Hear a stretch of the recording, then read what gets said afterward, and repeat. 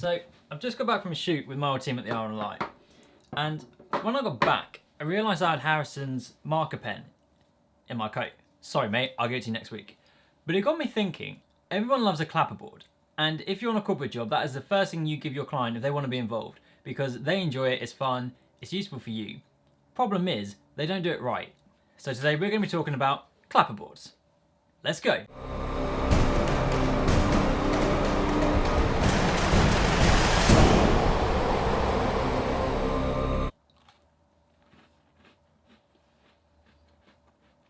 Got jam in it.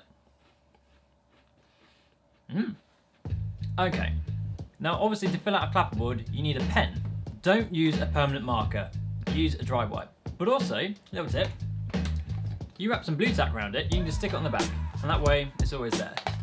If you want something a bit more robust, get some Velcro, sort it out, but like blue tack will do in the short run. So the first thing you want to do is put your production up there. I normally put a bit of tape on and write on that because that's going to be there for a while and I don't want the pen marks to kind of stain the board. So by putting a bit of tape there, you know you can just peel it off at the end and then the next production just put a new one on.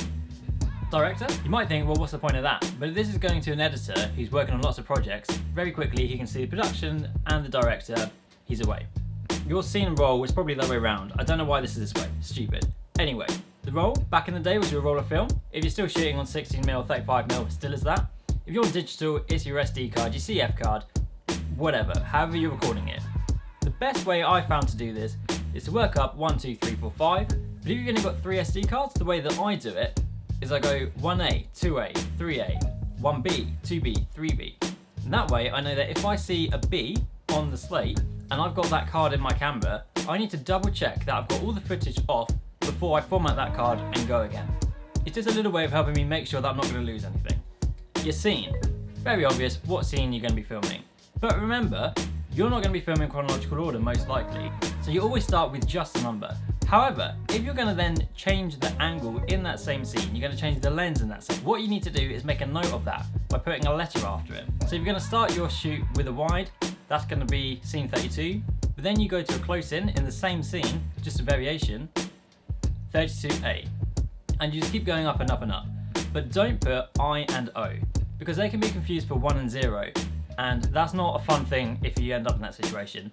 Industry standard, don't put in I and O. Then as for the take, you basically just work up and up and up and up and up. 1, 2, 3, 4, 5, 6, 7, 8, 9, 10.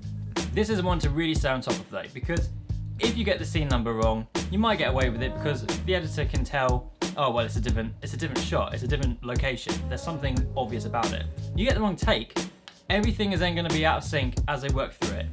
Obviously you've got plugins these days like Pluralize, which are going to make things easier, but if you're old school or you just want to have good practice, that is the one you really need to stay hot on. Make sure you are on the ball on that one. Something I forgot to mention is if you're doing visual effects, you want to put a V in front of the scene. So if you're shooting scene 12, add a V, that way we all know it's a visual effects. Don't put it after because that is your scene variation, but you might end up having V12V, you know? So just make sure that you know what you're doing on that one. So now your slate might look like this. Scene 32A, take 20, roll 1A. And obviously you've got the date down here. What's the date? Don't actually know. Right, so you've got your clapperboard, you filled it out, you're good to go, you come to do it. What mistakes to watch out for and how should you do it? First off, and most important, get it in frame. This is not how you clap. This is not how you clap. This is not how you clap. What you want to do is get in the right place and read out what's on the slate. Scene 32A, take 20, mark.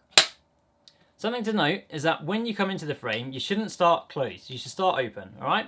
That means it's been synced, that means it hasn't. If you start with this and then you come to mark and you just go, the editor's going to struggle to find that. That said, if you're going to be doing a shot where you know there's no audio, that it's just a visual, what you want to do is put your hand in it and write on there somewhere, MOS.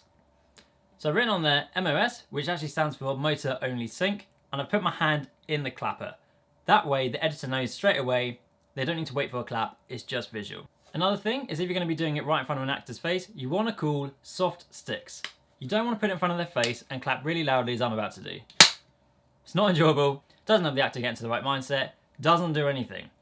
What you want to do if it's a close-up, just shout out soft sticks. That way, the editor knows they need to really listen and bump up the levels maybe. So 32A, take 20, soft sticks. everyone's happy. Maybe the first clap you do is wrong, and then the cameraman shouts that's wrong, you shout second sticks, and you get it right and give another go. Scene 32A, take 20, mark. The very last thing that you probably need to watch out for is if you're going to do an end clap. If the action is really tight and you know that it's easy just to let them run it and then mark it at the end when they pull out, going upside down at the end, alright? Still read it out, but watch out because the director will say cut, the cameraman will cut, and you won't have got a mark. You have to be on it. As soon as that director shouts cut, you shout end clap and you get in there, make sure you get it. End clap, scene 32A, take 20, mark. If you're going to be working on a feature film, then look into it a bit more. Maybe I'll do another one later in the year because you might be working on a time code board. You need to know things like colours and letters that fit in around it, depending on what cameras you're going to be clapping for. Comes a bit more of a thing. But for you, this is probably enough. Don't think I forgot anything. Maybe I have. If I have, let me know. But that's how you clap. So otherwise, I'll see you tomorrow.